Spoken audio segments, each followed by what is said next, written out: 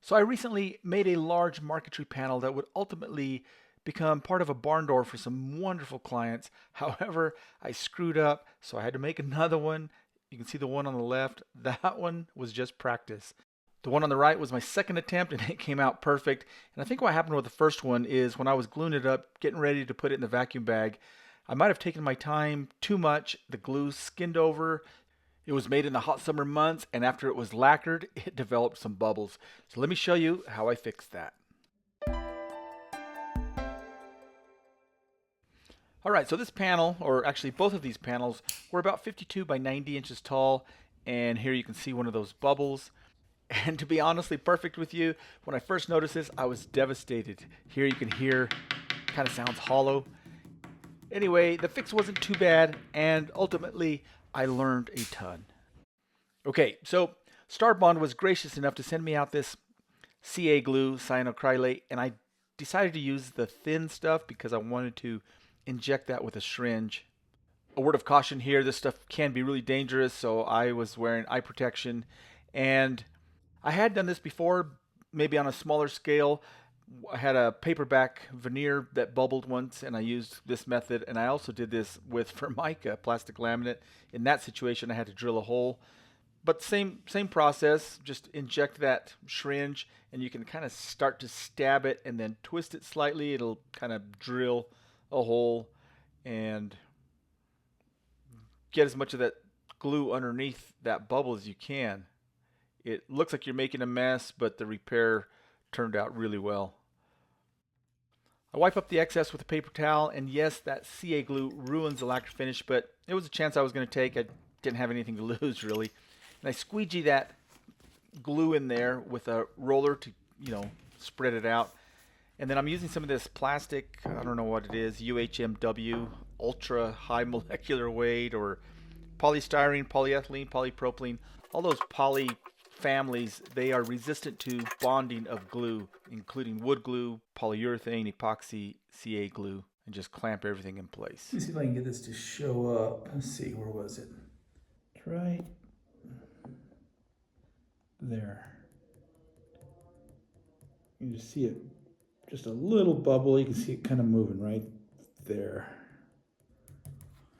So I had this panel setting on some sawhorses in the room that it's going to go in, and I would just glue one, let it dry, come back even a day later, whatever, and just worked on it here and there. But then I had an idea to use, yeah, magnets right in the middle of this panel. I don't need a clamp, it's just a small bubble. Put some tape on it so it wouldn't adhere. I could put that where I wanted, and bam, instant clamp. So the super glue, that turned out really well, but it looked atrocious. There was super glue squeezed out all over the lacquer finish. It melted the lacquer. So I thought, well, I'm going to need to scrape that. And I decided to scrape that with a card scraper rather than sanding it, because if I had sandpaper on a sanding block, for instance, the sandpaper would sand the softest material, which would be the surrounding lacquer, rather than the CA glue. So scraper is the ideal tool for this. I have a bunch of scrapers, and it looks like this one I just used the ends to create these curved profiles. But see this edge right there where I'm polishing that edge. You can see the other side is just about a 3/32 or a few millimeters. That's all I need to make sure that that surface is flat. So if you're new to scrapers, you must know that the faces must be flat. The two faces opposite each other near that edge need to be dead flat. And so I just progressed through the different grits. Here I'm using, I believe this is an 8000 Shapton stone for my final polish. So yeah, flat, smooth, and really polished, that is ideal. And I have another YouTube video called The Incredible Card Scraper, and I'll leave a link to that in the description. Once both of those faces are nice and flat and smooth, I address the edge. And here I just have this maple block. Yeah, it was maple at one time. It looks like walnut now. But it's square and it has this bandsaw curve down the middle of it. And with that, we can polish and smooth out that edge. And I don't always use the curve. Sometimes it doesn't really fit the scraper thickness properly. And so I'll just use soapy solution on the side so it'll slide, and just use the side of the block. And same goal here, we want that edge polished and smooth. And I reiterate this because of one important fact, and I've never seen this on any card scraper videos on YouTube, and it's the process that these scrapers are made. They are punched out of a large sheet of material, and when they do that, that process creates those edges to roll over. And if you just go through the process of turning a hook without addressing those faces and making them completely flat, your cuts will never produce curls. It'll make maybe a few curls and a bunch of sawdust. So that is really important. That's why I stress that fact. As a matter of fact, for scraping this finish and the CA glue, I'm not even going to turn a hook. I'm just going to create these beautiful, crisp 90-degree corners, and we'll scrape it just like that. And keep in mind, I'm not trying to produce fluffy, big shavings.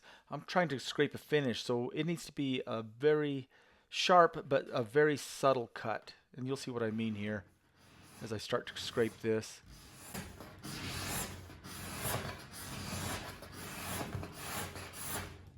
And you can hear that scraper just start to grab. If it had a hook, it would take layers of lacquer off, and I don't need that. Of course, the goal here is to smooth out that CA glue, smooth out that bubble without removing too much lacquer. And I apologize, my paws are in the way here, but just going through this process, and yeah, it's going to look ugly, but that won't matter. It'll all even out once we sand everything. But we have to get that CA glue out of the way. And you can see here, I'm probably have gone through the finish, and it's producing this black, and that's okay. Well, I say that's okay. At the time, I didn't know, but I assumed it would. And here's an area that's scraped. You can see that the finish is dull because it's been scraped, but the bubble is gone. Can't tell where the injection was. Some of them showed up, but I wasn't too worried about it. And the funny thing is, I love learning, and I know this was a big screw up, and I had to start over, and it took a lot of time to make a new one, but ultimately I had to produce a quality piece. I couldn't try to repair this and put this in someone's home, and actually turned out great because my wife absolutely loved this motif, and so it was a great opportunity for me to attempt to make this work, which it did, and guess what? It turned into a win-win. I was relieved that process was over, and now we can sand the entire thing, and I'm just going to use a sanding block and some 220 grit. You can still see a few little wrinkles there. No big shake, that all came out.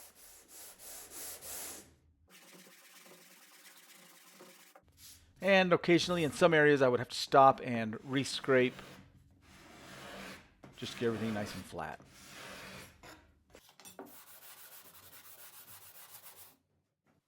And yeah, this made a bit of a mess, but nothing that a good shop vac couldn't handle.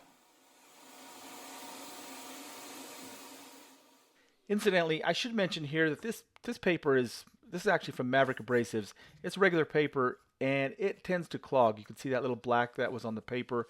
And this that I'm holding here, this gray color, that's a stearated paper. That's a zinc stearate, and it's some sort of additive that they add to prevent the paper from clogging when you're sanding finishes. Typically lacquers and conversion varnishes, sometimes those finishes will gum up and they'll clog the paper, which can render it very ineffective or even useless. The stearated paper doesn't clog near as bad, and it'll last a lot longer when sanding finishes. However, I have been told, and I don't know, I've never had this experience, but with waterborne finishes, you need to watch stearated paper. It could have an adhesion situation. And personally, I've done a lot of waterborne finishes, and I've never had that situation. But something to be aware of. I typically set up a spray booth area within my garage, but it was a beautiful warm day in the winter, so I shot it outside. And you've probably already seen this. This is the barn door with my amazing lady to give it a sense of scale. And this is the wall hanging, which was really a mistake, and it turned into this incredible piece of art that my lovely lady absolutely enjoys.